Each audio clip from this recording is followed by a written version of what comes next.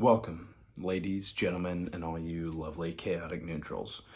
My name is Ed with the Dragons and Diatribes podcast, and this is Homebrew Support. One of the players in my gothic horror campaign plays Carmira, a gnomish hexblade warlock who serves the Grey Lady, a frightening fae who is the arbiter and executor of fate, making sure that the plan is never altered. There had been tension building between Carmira and her patron as Carmira herself took the Grey Lady's offer of power to save her brother, and generally has been dedicated to assisting the weak and those who cannot help themselves. However, when the Grey Lady told Carmira that she must, as a servant of fate, sometimes kill the weak and assist the strong, trying in fact to force her into killing a fugitive, Carmira refused to do such things. The Grey Lady took the blade that she had bestowed upon Carmira, stripped her of her familiar, and left her as a loveless commoner. However, the Grey Lady was not the only fae interested in Carmira's service. The party had several times run across a mysterious fae known as the Peddler. The Peddler is a quirky, peculiar fellow, and is the archfey with power over dreams and nightmares. In other words, he's interested in what could and should be the hopes and dreams and fears of others, not the definitive fatalism of the Grey Lady. The Peddler offered Carmira a deal himself, that she could become his servant, and he would imbue her with more power than even the Grey Lady had given. This, of course, came with a price that has yet to be exacted, but Carmira felt that taking the deal would allow her to be in a better position to do good for others. So Carmira ceased to be a hexblade warlock in service of the Grey Lady and became instead a College of Creation bard in the service of the Peddler. However, I wanted Carmira to keep some of the feeling of being a warlock, as well as replace the magic items that she'd lost in giving up her power in what I viewed as a huge moment of advancement in her character. When I build magic items like this, that are very important for moments in the story, I like to think deeply about what flavor the magic item should reflect. I've found that this gives players a more personal enjoyment and attachment to the magic item when it's not something so simple as a +1 sword or a ring of protection, though those have their place as well. For these important moments, I always homebrew items to fit the particular flavor of the situation. Now, in this particular instance, Carmira is a painter and had been teaching herself since early in the campaign to paint, and she took this as her artistic pursuit by which she accessed her bardic magic. So I wanted to give her a magic item that paid homage to her style of art. In flavor, her character is still a warlock, even though her character sheet says bard. She still has a patron, still has to answer to him, and her power does still come from him, even though it's bardic power now. And I wanted to include a nod to her relationship with her patron and her past as a warlock. I also took into account her current patron, a lord of dreams, nightmares, and possibilities. So I created the Peddler's Paintbrush.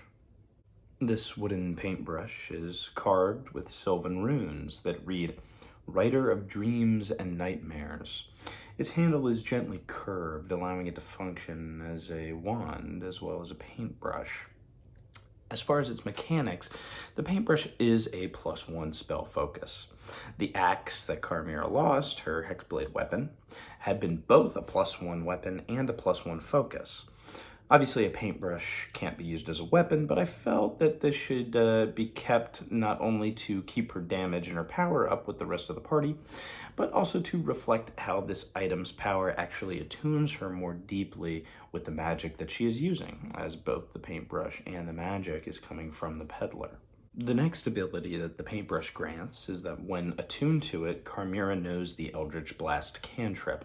There's nothing more warlock than Eldritch Blast. It was a favorite of Carmira, just like every other warlock, and I felt it wouldn't be too overpowered for her to maintain the ability to cast that spell, given that it's tied to her maintaining and being attuned to the magic item. And the fact that bards can pretty easily get Eldritch Blast anyway with the Magic Initiate feat, which also gives them even more spells, so it didn't seem too powerful to me. And it also continues to emphasize the relationship Carmira and the Peddler have, that of patron and servant. The final ability of the Paintbrush is that it gives Carmira limited access to powerful spells. When attuned to the item, Carmira can cast Dream, Phantasmal Killer, or Modify Memory as a 5th level spell. Once she has done so, this property cannot be used until the following dawn. So you get one cast of one of those 3 spells every day, essentially. First off, this item has this idea of casting powerful magic just once per day, which kind of refers back to the Mystic Arcanum ability of the Warlock. Their ability to, of course, cast 6th, 7th, 8th, 9th level spells once a day. These are 5th level spells, so a little less powerful, but of course she's not a Warlock, and it embodies the feeling of that. I selected these spells in particular because of their connection to the patron, to the Peddler himself. Dream, of course, can create dreams. He's a master of dreams. Phantasmal Killer allows you to produce a nightmarish effect, channeling a creature's greatest fear to attack them. So that felt very in flavor as well. And finally, Modify Memory felt as if it really captures the essence of the Peddler. He's kind of he swaps things, he steps in, he makes deals, he pulls things out of people's minds. He's a bit of a charlatan, even still in his position as an archfey. Modify Memory just felt really appropriate. Also, all 3 spells really lend themselves to the imagery of painting, right? You producing a dream in the mind of another individual, or pulling their greatest fear out of their head and splashing it onto reality, really kind of embodies this idea of painting. Same with Modify Memory, pulling out, or, whiting out somebody's memory, or replacing it with something else that you create.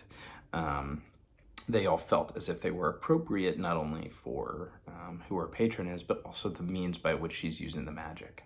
So that's the Peddler's Paintbrush. It was fun to build and think about the different aspects of flavor I wanted to encapsulate. I could easily see this being reflavored to a quill or a flute or something like that. If it interests you, feel free to use it in your own games, and the next time you have a big moment for a character at your table that requires a magic item, I'd encourage you to use this method of building mechanics off of flavor. But until next time.